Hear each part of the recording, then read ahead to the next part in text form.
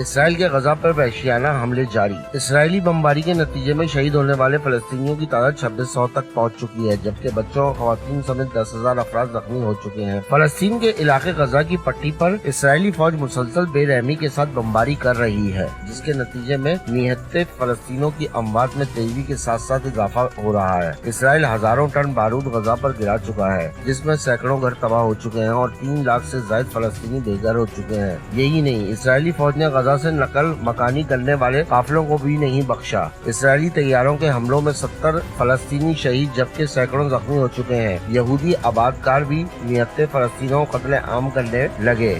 گزشتہ روز یہودی آباد کار نے بھی اسرائیلی فوج کی موجودگی میں نہتے فلسطینیوں کو گولیاں مار کر شہید کر دیا۔ اسرائیلی فوج نے غزہ کی پٹی کے متعدد علاقوں پر بمباری تیز کر دی، جس سے اسپتال اور صحت کی سہولیات متاثر ہوئی۔ اسرائیلی بمباری میں اسپتال بھی محفوظ نہیں رہے۔ بمباری میں غزہ کی پٹی کے اسپتال کو نشانہ بنایا جا رہا ہے۔ غزہ کے اسپتالوں میں ہیلتھ ریفریجریٹر بھی لاشوں سے بھر چکے ہیں، جس کے بعد کھانے اور آئس کریم کے ریفریجریٹرز کو جسم کے اعضاء اور لاشوں کو ذخیرہ کرنے کے لیے استعمال کیا جانے لگا۔ اس کے ساتھ ساتھ عالمی ادارہ صحت WHO نے غزہ کے اسپتالوں سے مریضوں کی بے دخلی کو سزائے موت کے مترادف قرار دیا ہے، جبکہ اقوام متحدہ کے ادارے یونیسیف نے ایک بیان میں بتایا ہے کہ غزہ میں اب تک اسرائیلی حملوں کے نتیجے میں 700 بچے جہاں بھاگ ہو چکے ہیں۔ اسرائیلی فوج کی کارروائیاں دوسرے ہفتے میں داخل ہو چکی ہیں، جس سے غزہ میں محصور لوگوں کی مشکلات میں مزید اضافہ ہو چکا ہے۔ فلسطینی علاقوں پر قابض اسرائیلی فوج کا کہنا ہے کہ غزہ پر فضا، سمندر اور زمین سے حملہ کرنے کی تیاریاں کر رہے ہیں۔ برطانوی خبر رساں ادارے کے مطابق ایک بیان میں اسرائیل کی جانب سے کہا گیا ہے کہ وہ غزہ پر تینوں راستوں زمین، فضا اور سمندر سے حملہ کرنے کی تیاری کر رہے ہیں، لیکن اس حوالے سے ابھی کوئی وقت سامنے نہیں آیا۔ اسرائیلی وزیر اعظم کے جنگ کو اگلے مرحلے میں لے جانے کے اعلان کے بعد موساد کے سابق سربراہ نے اسرائیل کو غزہ میں زمینی آپریشن سے خبردار کر دیا ہے۔ عرب میڈیا کے مطابق ترجمان جوناتھن کونریکس نے کہا ہے کہ ہم جیسے ہی اس بات کا یقین کریں گے کہ عام شہری علاقہ چھوڑ چکے ہیں، ہم بڑی فوجی کارروائی شروع کر دیں گے۔ انہوں نے مزید کہا کہ غزہ کے باشندوں کے لیے جاننا ضروری ہے کہ ہم وقت کے لحاظ سے بہت محتاط ہیں۔ 25 گھنٹے سے زیادہ وقت کے نفاذ سے پہلے انہیں کافی وارننگ دی گئی تھی اور اب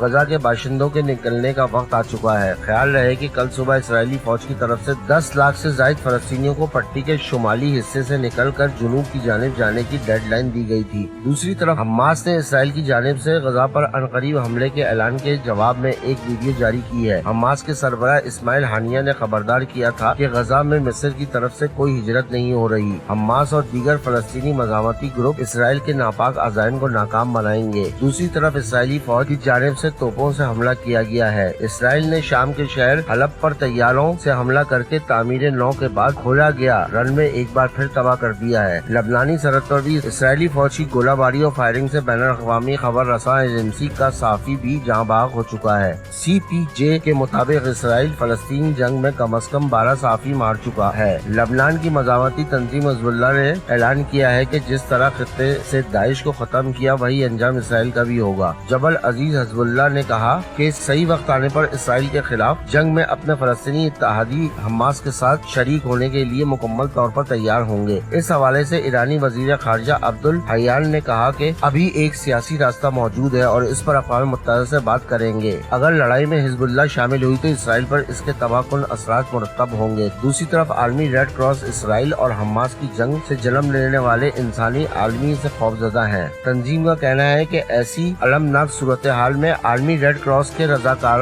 لوگوں کو تنہا نہیں چھوڑیں گے۔ ریڈ کراس کی طرف سے کہا گیا ہے دونوں فرقین تصادم کے باوجود بین الاقوامی قانون کے مطابق انسانی بنیادوں کا خیال رکھیں، عام شہریوں کو تحفظ کریں اور انسانی بنیادوں پر لوگوں کے کام آنے والی تنظیموں کو اجازت دیں وہ مشکلات میں گھرے ہوئے لوگوں کی مدد کر سکیں۔ دوسری طرف غزہ پر اسرائیلی حملوں کے خلاف دنیا بھر میں فلسطینیوں کے ساتھ اظہار یکجہتی کے لیے ریلیاں اور احتجاجی مظاہرے کیے جا رہے ہیں۔ مشرق وسطی سے لے کر ایشیا، یورپ، امریکہ اور مغربی ملکوں میں لاکھوں افراد نے احتجاجی مظاہرے کیے ہیں۔ دوسری طرف امریکی وزیر خارجہ اینٹونی بلنکن اسرائیل فلسطین تنازع کو हल करने के लिए सरगर्म हो चुके हैं। मुत्तहदा अरब इमारात के सदर मोहम्मद बिन जैद से मुलाकात की है, जिसमें इसराइल फलस्तीन तनाज़े हल करने और फौरी तौर पर जंग बंदी के बारे में तफसीली बातचीत की गई। अमरीकी वज़ीर ख़ारजा एंटोनी ब्लिंकन ने चीनी वज़ीर ख़ारजा से राब्ता करके इसराइल फलस्तीन तनाज़े को बड़ी जंग में तब्दील होने से बचाने के लिए चीन से ताउन की अपील की है। ख्याल किया जाता है कि इसराइली तारीख में इसराइल पर सबसे खौफनाक हमले की एक हफ्ते के बाद और हमास पर जमीनी हमले से पहले इसराइल ने ये धमकी दी है। वाज़ेह रहे कि गुज़िश्ता दिनों हमास की तरफ से अल अक्सा ऑपरेशन का आगाज किया गया था। इसके बाद से दोनों जानिब से एक दूसरे पर हमले जारी हैं। इसराइल और फलस्तीन के तनाज़े के 75 वर्षों के दौरान हमास की तरफ से किए गए इन हमलों को बदतरीन करार दिया जा रहा है। आने वाले वक्तों में इसराइल और गजा के दरमियान कोई नई सूरत हाल पैदा होने वाली है, ये तो जाहिर है आने वाला वक्त ही बताएगा।